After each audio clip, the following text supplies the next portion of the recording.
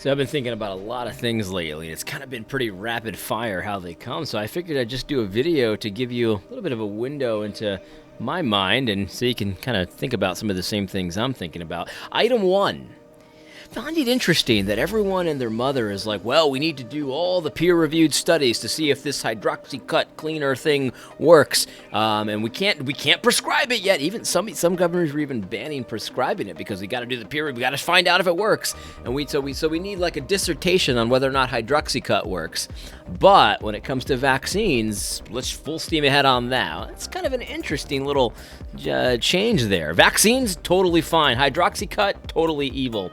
That's kind of a weird one. Item two, lots of people are poo-pooing anecdotal evidence. So like if somebody gets a super dose of vitamin C or the hydroxycut thing, well, we can't believe that. That's just anecdotal. But we have to believe the mainstream media when so often their evidence is not only anecdotal but obviously false, like that video of that woman who was crying like, I gotta quit being a nurse because it's not safe. It was like instantly disproven. Like they don't do any vetting whatsoever. At least with anecdotal evidence you kind of have some kind of an idea of who you're dealing with on Facebook, and it's just, I don't know, it just seems a little bit crazy to me that the same people that are just poo-pooing your friend on Facebook who says such and such about coronavirus will totally eat up anything the mainstream media says, even when it's obviously stupid.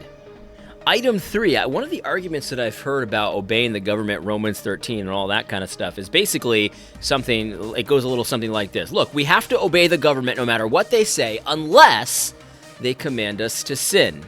And that's a very simplistic way to understand it. It's actually not entirely accurate, but if I was teaching a child what Romans 13 meant, I might describe it that way, even if it's not completely accurate. Like, you oversimplify things for children because children can't be trusted to really understand all of the exceptions to the rules. But of course, there's an exception to that rule. That's not the proper understanding of Romans 13. There are even biblical examples of this. Like, for example, Jesus, he highly offended the Pharisees. They did not like it because he broke their rule about washing hands. His disciples broke their rule about washing hands before a meal. Washing your hands before a meal is not a sin. Yet Jesus didn't do it. So was he breaking Romans 13? Was he disregarding the fifth commandment? Obviously not. That doesn't make any sense at all. The other thing is, a lot of people were also saying this, like, look, we just obey Romans 13 unless they're commanded to sin. So here's the question. There's a hidden premise here when it comes to canceling church because the government said so.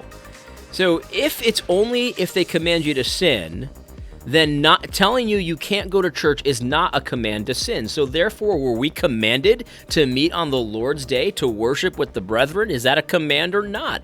Because I seem to remember a lot of blog posts saying how bad it was that parents were taking their kids to travel soccer games and stuff like that on the Lord's Day because we were commanded to meet on the Lord's Day. So is it a command or isn't it? There's a hidden premise there.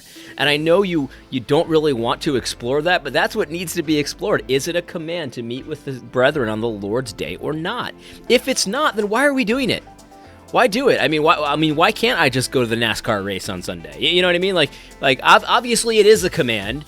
Obviously it is a command, and so if the governor says you can't do it, they're telling you to just disregard that command of God. Now, that doesn't mean that the local assembly doesn't have the authority to take everything into consideration and decide whether or not they meet for health or safety reasons. But I want to put that authority in the hands of the elders. That's where the ecclesiastical authority comes from. It's not the civil governing authorities. That's the issue there. There's another one that it's not a sin to not preach at an abortion clinic or to not preach in a public space, and so therefore, if a government bans street preaching, do you just go along with it?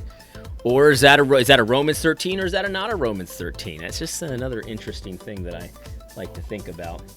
Another thing is, this is if it turns out that coronavirus kills comparably to the flu, like the influenza and stuff like that. And when I say comparable, I mean, I don't know, within 50,000 deaths, right? So within 50,000 deaths, I would say that's comparable to the flu. So if that's the case and we shut it down because, life is more important than the economy, life is more important than the local assembly, I guess, for church, I think we should strongly consider having church seasons. So, like, basically, probably from May to June through like September to October. That's church season. And then because we got to love our neighbor as ourselves, and part of loving your neighbor as yourself, the second greatest commandment, as we've heard, is to not be a vector for illness for, your neighbor, then we shouldn't meet for flu season. So like right around October, we'll shut it down through about May, June. Of course, we'll look to the experts to tell us when flu season officially starts and when it officially is over.